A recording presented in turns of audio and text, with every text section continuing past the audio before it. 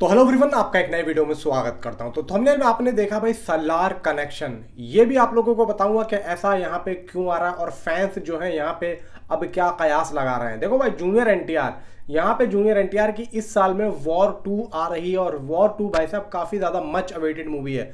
और इतना ही नहीं भाई, ओवरसीज इंडिया इन दोनों जगहों पे ये मूवी फाड़ के रख देगी। फिलहाल यहाँ पे बात करें कि जूनियर एनटीआर की लास्ट मूवी थी भाई साहब देवरा। अब यहाँ पे देवरा को लेके इतना ज़्यादा उस मूवी को ट्रॉल किया गया था, इवन ओवरसीज़ में उस मूवी को बताया गया था कि भाई ये मूवी फेक कलेक्शन कर रही है। और ओवरसीज़ की जो उसकी कलेक्शन आ रही थी वो एकदम गलत थी और बेबुनियाद थी, इतनी नहीं थी जितनी बताई जा रही थी। ऐसा उस टाइम पे बहुत से लोग कह रहे थे। अब देखो, इतनी अंदर की बात तो भाई या तो मेकर्स जाने या फिर यहाँ पे वो लोग जाने जो इसमें काम करते हैं। लेकिन यहाँ पे जूनियर एनटीआर की देवरा का जो फर्स्ट पोस्टर आया था लगभग 172 के आसपास का आया था, यानी कि डे वन उसने वर्ल्ड वाइड 172 करोड़ के आसपास बॉक्स ऑफिस कलेक्शन की थी और वो एक बहुत ही बड़ा अमाउंट था। और मुझे ऐसा लगता है कि तेलुगु इंडस्ट्री में वो शायद दूसरी या तीसरी फिल्म होगी जो कि इतना बड़ा अमाउंट लेकर बैठी हुई है डे वन का।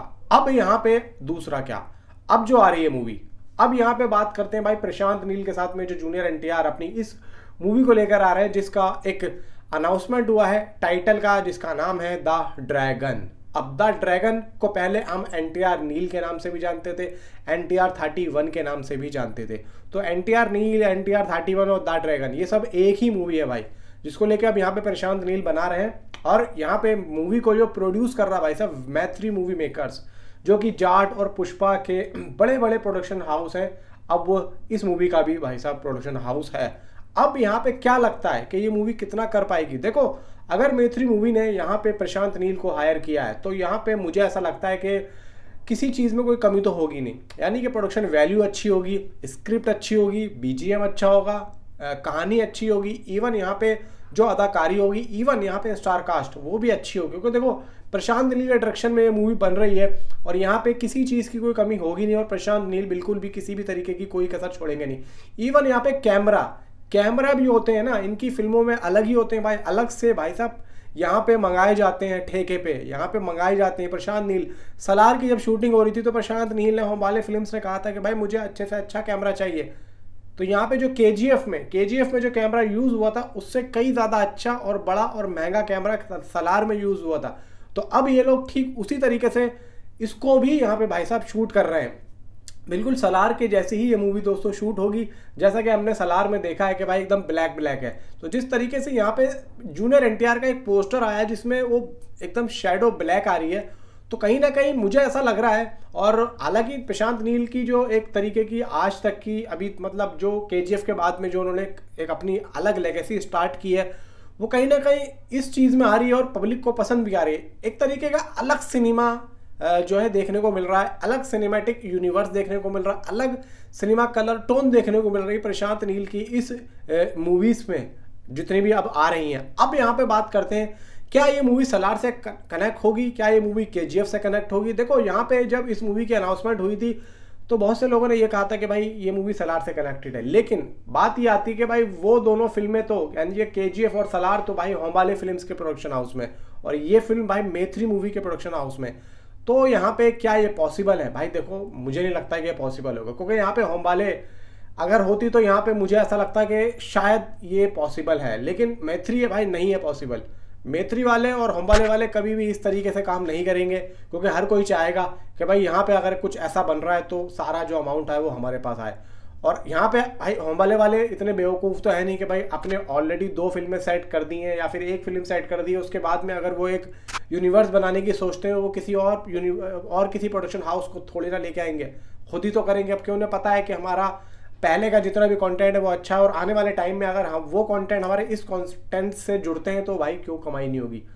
तो ये आप भूल जाओ। फिलहाल द ड्रैगन इस मूवी का दोस्तों नाम होने वाला। और यहाँ पे अब जो मैं बोलने वाला हूँ तो सलार कनेक्शन बहुत से लोग सोच रहे हैं, तो यहाँ पे आप लोगों को बता दूं कि जूनियर एनटीआर ने ज्वाइन कर ली है शूटिंग को। एंड यहाँ पे श्रुति हसन भी इस मूवी का हिस्सा होती हुई दिख रही हैं। हालांकि बात यह है कि रुक्मणी वसंत इस मूवी में मेन लीड में होंगी, मेन लीड एक्ट्रेस में होंगी। श्रुति हसन इस फिल्म में एक डांस, एक स्पेशल सॉन्ग, एक आइटम डांस करती हुई दिखाई देंगी।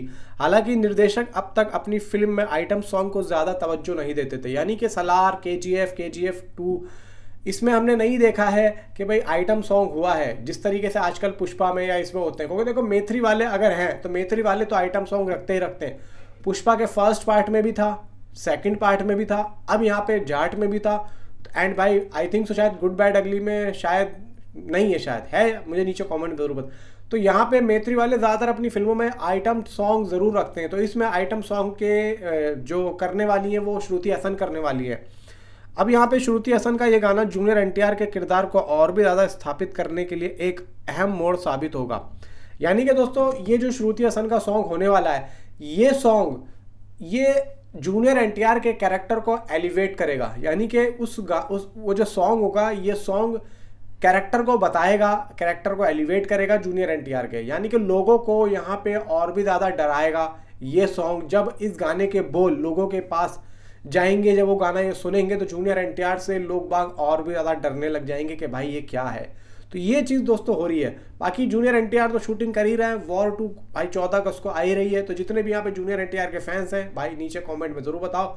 वॉर 2 से रिलेटेड ये खबर है कि भाई देखो वॉर 2 की जो अपडेट है वो लगभग मई में, यहाँ पे मई के फर्स्ट वीक में मोशन पोस्टर या इसका पोस्टर आने की पूरी यहाँ पे एक संभावना है। और मे भी देखो मई आ ही रहा है, तो उम्मीद कर सकते हैं कि 1 से लेकर 10 मई तक इसका वॉर 2 से रिलेटेड कुछ ना कुछ हमें देखने को मिल सकता है। बाकी अगली अपडेट का इंतजार करें, मैं आऊँगा, ज़रूर बताऊँगा। मिलता हूँ आपसे अगली किसी वीडियो में। Thanks for watching.